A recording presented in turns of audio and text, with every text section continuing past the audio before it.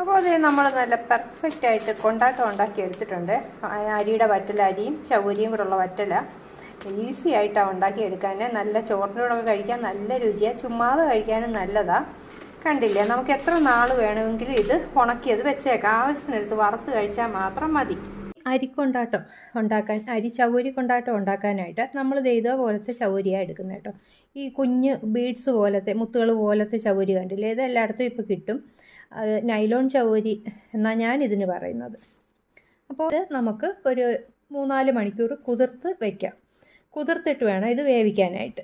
നമ്മുടെ ആവശ്യത്തിന് എടുക്കാം. ഞാനിപ്പോൾ 1/2 കപ്പ് ചവ്വരി എടുക്കുന്നുണ്ട്. ഞാനിവിടെ ചവ്വരി നന്നായിട്ട് കുതിർത്ത് ഒരു 4-5 മണിക്കൂർ കുതിർത്ത് വെച്ചിട്ടുണ്ട്. അപ്പോൾ കളറൊക്കെ ചേഞ്ചായി, കണ്ടില്ലേ, നല്ല വൃത്തിയായിട്ട് കുതിർന്ന് വന്നിട്ടുണ്ട്. അപ്പോൾ ഇനി നമുക്ക് കഴുകി എടുത്ത് വെച്ചേക്കുക ഇത് കേട്ടോ. അപ്പോൾ ഇനി നമുക്കിത് ഈ വെള്ളത്തിൽ വേവിച്ച് എടുക്കാം. ഇത് ഇവിടെ വേവിച്ചെടുക്കാൻ പോവാണ്. നന്നായിട്ടൊന്ന് വേകണം. ഒരു 10 മിനിറ്റോളമൊക്കെ വെന്താൽ മതി. നല്ല കുതിർന്നതല്ലേ, ഇത് നമുക്ക് നന്നായിട്ട് വേവിച്ചെടുക്കാം. അപ്പോൾ ഇത് ഇവിടെ നല്ലതായിട്ട് വെന്ത് വന്നിട്ടുണ്ട്. നമ്മൾ വറ്റലുണ്ടാക്കാനില്ലേ, അപ്പോൾ ഇനി ഇത് ഇത്രയും വെന്താൽ മാത്രം മതിയാവും.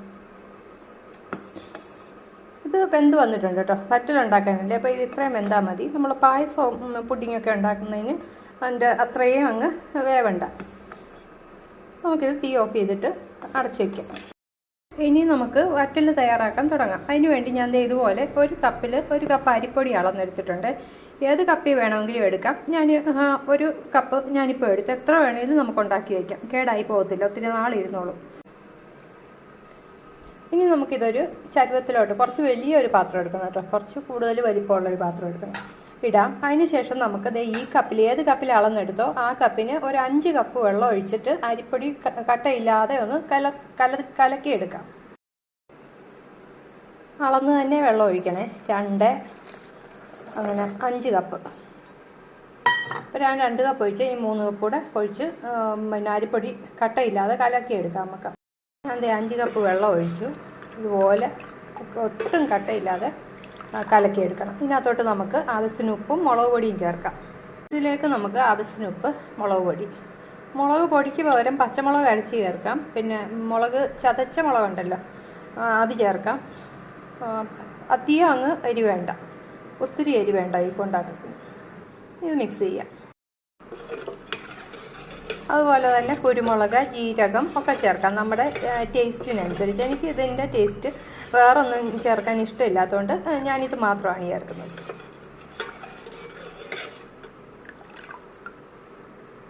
ഇതിനകത്തോട്ട് കുറച്ച് എള്ളും കൂടി ചേർക്കുക. കയ്യിലുണ്ടെങ്കിൽ ചേർത്താൽ മതി കേട്ടോ, നല്ലതായിരിക്കും എള്ളൂടെ. അപ്പോൾ എള്ളും കൂടി ചേർത്ത് നമുക്ക് നന്നായിട്ടൊന്ന് തിളപ്പിക്കാം.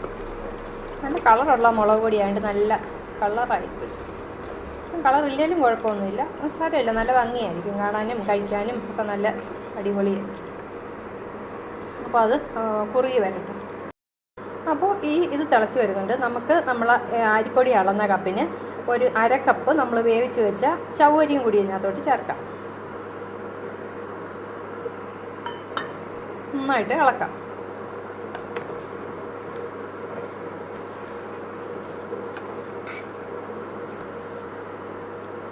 കട്ട കെട്ടാതെ ഇനി തീയൊക്കെ കുറച്ചിട്ട് സൂക്ഷിച്ച് ഇളക്കണേ.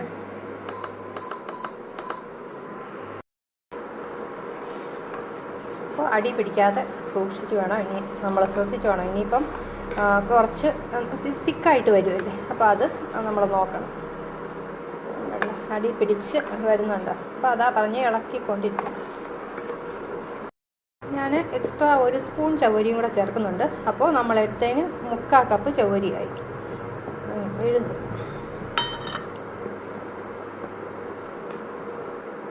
കുറുകി വരണം നല്ലതായിട്ട്. നമ്മളെടുത്ത വെള്ളമൊക്കെ കറക്റ്റായിരുന്നു, കണ്ട നല്ല പാകത്തിനായിരുന്നു വെള്ളമൊക്കെ എടുത്തത്.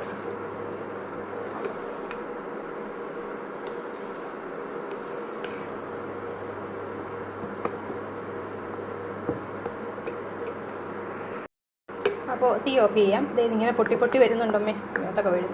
ഇതാണ് ഇതിൻ്റെ കറക്റ്റ് കൺസിസ്റ്റൻസി. ഇനി തീ ഓഫ് ചെയ്തോ, അല്ലെങ്കിൽ നമ്മുടെ മേത്തെല്ലാം വീഴും. അത് തിക്കായി പോവുകയും ചെയ്യും. ഇനി ഇത് തണുക്കാനായിട്ട് നമുക്ക് മാറ്റി വയ്ക്കാം.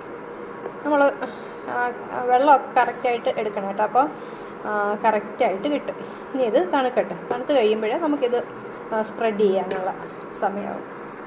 ഇത് തണുക്കുമ്പോൾ ഒരിച്ചിരി കുറുകും കേട്ടോ, അതുകൊണ്ട് കുഴപ്പമില്ല, ടെൻഷനൊന്നും വേണ്ട. ഇച്ചിരി പക്ഷേ വെള്ളം ഒത്തിരി അങ്ങായിപ്പോല്ലേ. ഇനി പൊടിക്ക് ഉപ്പ് കുറവുണ്ടായിരുന്നു, അപ്പോൾ ഇച്ചിരി ഇട്ടേക്കാം. ഇച്ചിരി ഉപ്പിൻ്റെ കുറവ് ഇട്ടില്ലെങ്കിൽ നല്ല രുചി കിട്ടത്തില്ല. തണുക്കട്ടെ, തണുത്ത് കഴിയുമ്പോൾ നമുക്കിത് നിരത്താം.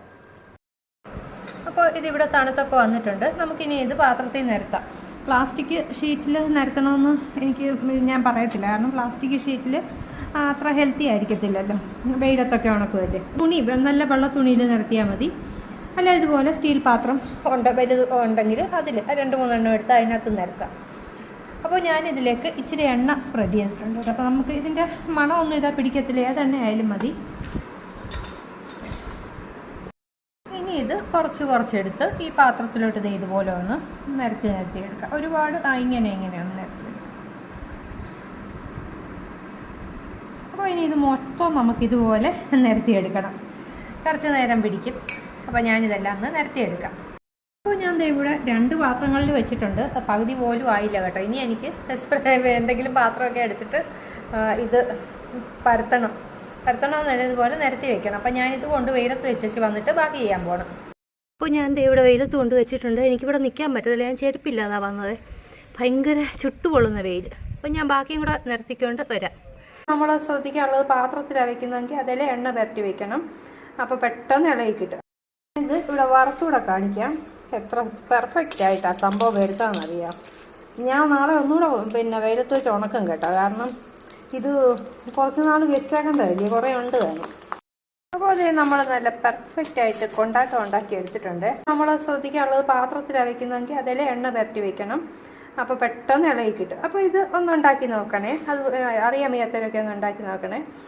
അതുപോലെ തന്നെ അഭിപ്രായങ്ങളൊക്കെ ഒന്ന് അറിയിക്കണേ. ഇഷ്ടപ്പെട്ടെങ്കിൽ നമ്മുടെ ചാനലൊന്ന് സബ്സ്ക്രൈബ് ചെയ്ത് സപ്പോർട്ട് ചെയ്യണേ. Thank you.